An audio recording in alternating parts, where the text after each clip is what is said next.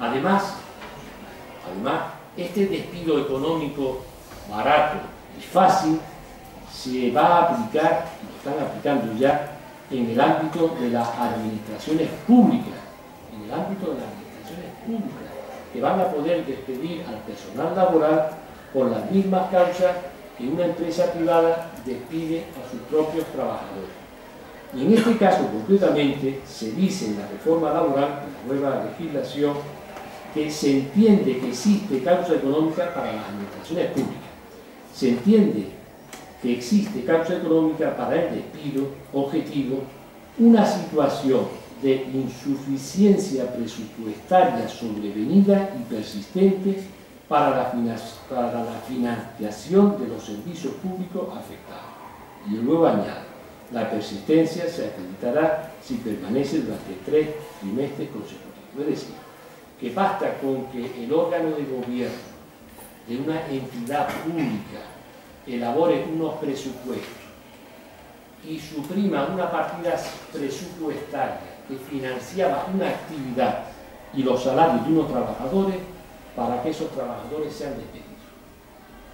Es decir, no tiene que haber causa económica, sino la decisión de la mayoría que gobierna ese ente público para que en el momento de elaborar el presupuesto decida la partida presupuestaria, como ocurre ahora en Motril, partida presupuestaria para la Escuela Municipal de Música, 0 euros, 0 euros, lo decide el gobierno municipal del PP. Eso automáticamente significa el despido de los trabajadores a 20 días de salario por año de servicio en la empresa.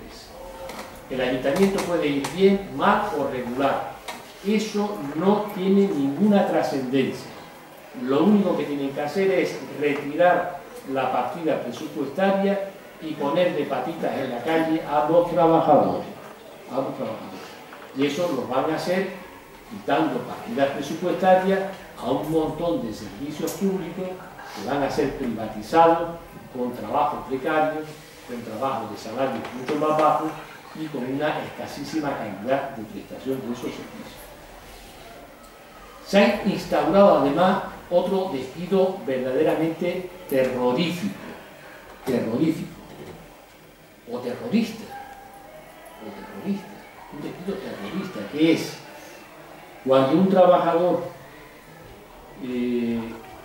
falte al trabajo justificadamente, es decir, cuando falta al trabajo porque hay un proceso de incapacidad temporal. Si ese trabajador, por falta de asistencia al trabajo justificada, pero intermitente, que alcance el 20% de la jornada hábil en 2 meses consecutivos, lo pueden despedir con 20 días de indemnización. Es decir, basta con que haya 2 procesos de incapacidad temporal que sumada a su duración supere el 20% en 2 meses, este señor lo puede echar a la calle. O cuando suponga un 25% en 4 meses discontinuos dentro del plazo de un año. Antes, esta posibilidad existía si la empresa demostraba en el juzgado que había un asentismo en la plantilla de al menos un 2,5% de falta de asistencia justificada por parte de los trabajadores, con lo cual en los actos judiciales era muy difícil para la empresa demostrar documentalmente esa cifra de asentismo. Y como era muy difícil, este sistema de despido no era utilizado habitualmente. Pero ahora han quitado el tope del asentismo de la plantilla y dejan libremente a las empresas para controlar las enfermedades de los trabajadores y echarlos a la calle si caen enfermos. Verán que esto es una cosa verdaderamente terrorífica, porque junto a esta situación el Servicio Andaluz de Salud y las mutuas patronales de accidentes están dando hoy días de alta a muchos trabajadores que realmente no están en condiciones de continuar prestando servicios. ¿Y qué es lo que ocurre? Que como se trata de altas precipitadas, provocan que a los pocos días tenga que volverse a dar de baja al trabajador. Entonces ya nos encontramos ante una falta de asistencia al trabajo intermitente que, si supera el plazo de los 20 días, lo ponen de patitas en la calle. Lo ponen de patitas en la calle. Es decir, algo verdaderamente terrorífico. Otra modificación de la reforma laboral pues, está en el llamado despido colectivo. En el despido colectivo antes era necesaria la autorización administrativa.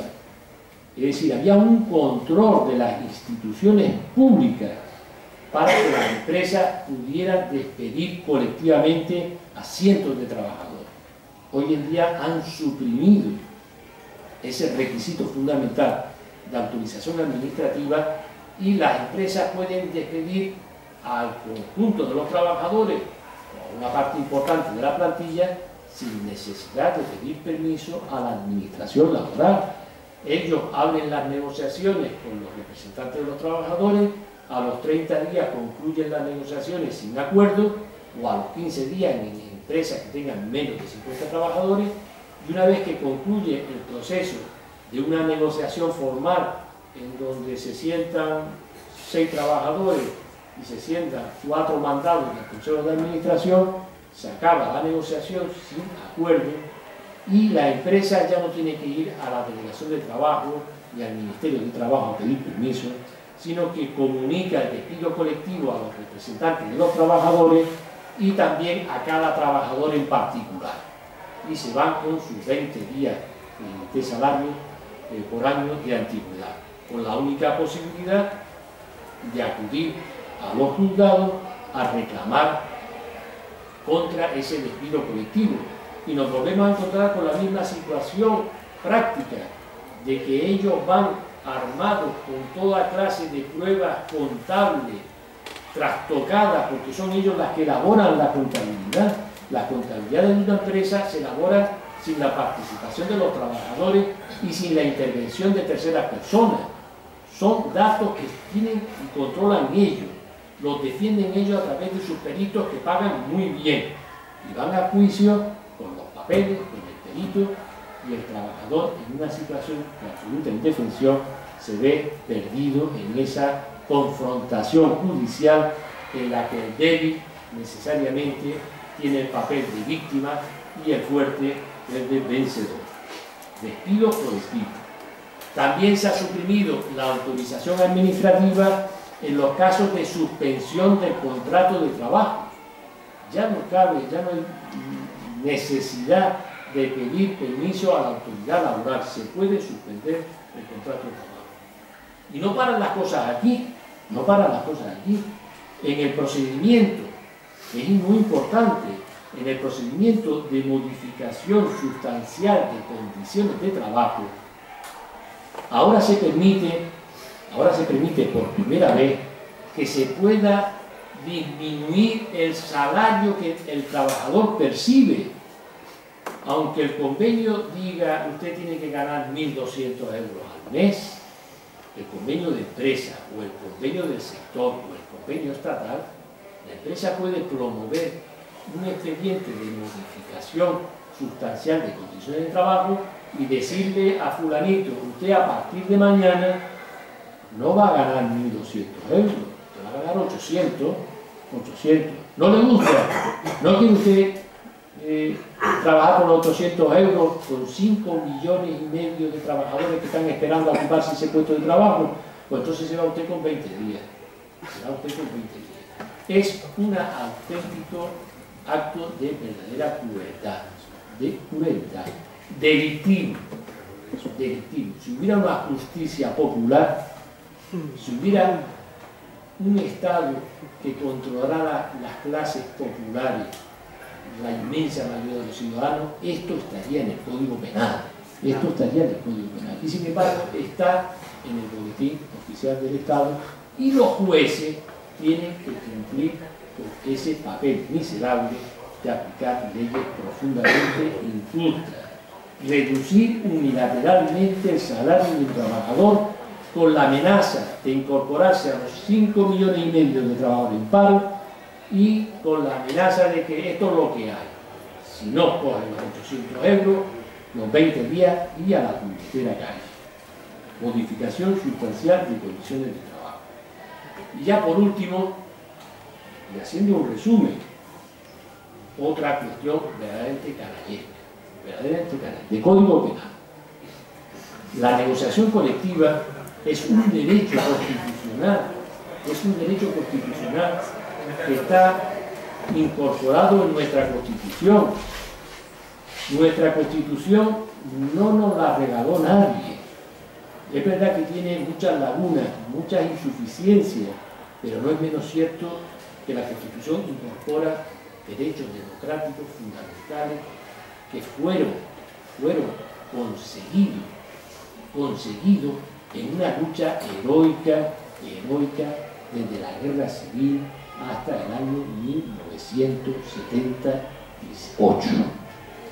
En ese largo periodo histórico, el movimiento obrero perdió a muchos de sus efectivos, porque fueron muchos los que murieron en la Guerra Civil, y no pocos los que sufrieron cárceles, persecuciones, tuvieron que huir de este país, obreros encarcelados, clandestinos porque estaban prohibidos.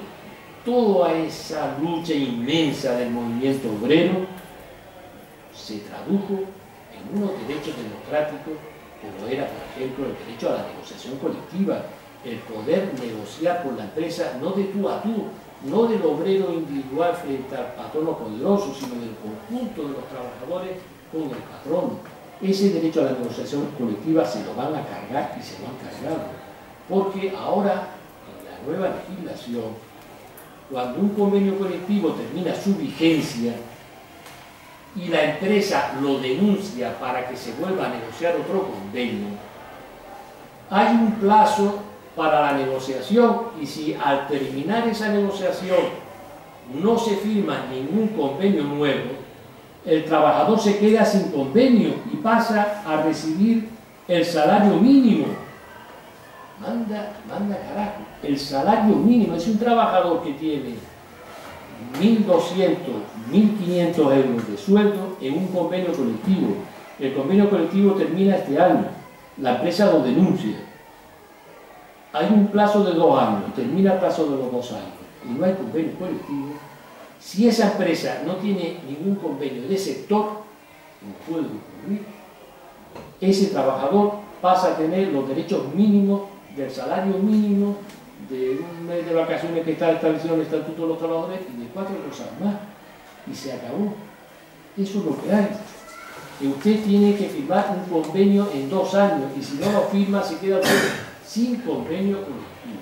Es decir, eso que decimos de que el capitalismo es la dictadura del capital, si vemos esto, estamos viendo que esto es una dictadura.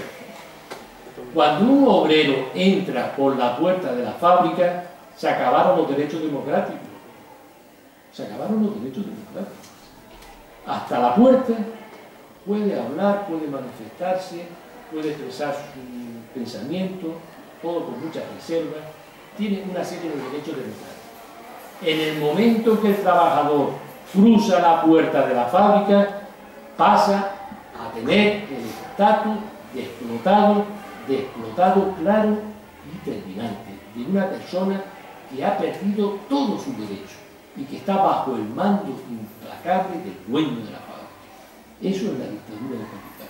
Esa es la dictadura del capital. Y esa es la que tenemos, y es la que tenemos que acabar. Y para eso los sindicatos constituyen, y esta es la última parte que yo quiero aclarar, los sindicatos constituyen un instrumento fundamental para contribuir a la resistencia y a la lucha por la transformación social, económica y política. Pero no basta cualquier sindicato. Yo quisiera señalar algunos datos fundamentales que creo que deben de definir a los sindicatos si queremos que realmente los sindicatos puedan contribuir a la resistencia y a la transformación social. En primer lugar, los sindicatos no pueden limitarse a la defensa de los intereses inmediatos de los trabajadores. Reducir el papel de un sindicato a solo defender los intereses inmediatos de los trabajadores es una pérdida de tiempo, porque eso consolida el sistema capitalista. Consolida el sistema capitalista. No basta con la defensa de los intereses. Es necesario que los sindicatos planteen públicamente y a través de sus direcciones nacionales y provinciales, tienen que salir a la palestra todos los días planteando de que hay que acabar con el capitalismo, cosa que no escuchamos y que nos gustaría mucho escuchar, que de los grandes dirigentes sindicales de este país se hablara de que es necesario acabar con el capitalismo, que es necesario crear un nuevo modelo económico que permita que los jóvenes tengan trabajo y tengan vivienda, que haya enseñanza gratuita y de calidad, que se acabe la política belicista, que se planifique la economía para satisfacer las necesidades de todos los ciudadanos. Los sindicatos tienen que ser portavoces de la lucha política por el cambio y la transformación social. No pueden reducir su papel a la defensa de los intereses inmediatos. Otro aspecto fundamental de los sindicatos que se está olvidando desgraciadamente es la labor formativa. Los sindicatos tienen que convertir a los afiliados en militantes. Porque una cosa es ser afiliado y tener el carnet, otra cosa es ser militante del movimiento obrero. Pasar de afiliado a militante significa pasar de instinto de clase a conciencia de clase. Esa es la transformación que tienen que hacer los sindicatos en la clase obrera. La inmensa mayoría de los trabajadores tienen instinto de clase, porque eso forma parte de los sentimientos de cualquier ser humano. Cuando te humillan, te sientes víctima del opresor. Y esa cosa no la pueden quitar de los seres humanos esta gente, que bien quisieran quitarlo. Y algunas veces lo consiguen, pero es por natural a la esencia de la persona humana tener ese sentimiento de dignidad violentada cuando el patrono te somete a condiciones indignas de trabajo. Hay una multitud inmensa de trabajadores con ese instinto de clase. ¿Cuál es la tarea de un sindicato? Convertir, transformar ese instinto de clase en conciencia de clase. Es decir, convertir y hacer ver a los trabajadores de que hay que transformar la sociedad, de que su miseria no es una condena divina, ni es producto de la mala suerte, sino es de un canalla que tiene nombre y apellido, de unos canallas que tienen nombre y apellido, que hay que derrotarlos políticamente. Y eso solamente es posible si crece la conciencia política de la clase obrera y se organiza, porque no basta con que haya conciencia si no hay organización. Y no es suficiente si hay organización y no existe conciencia. Ambas cosas son inseparables. Si la clase obrera tiene conciencia y hay organización, estaremos en el camino correcto.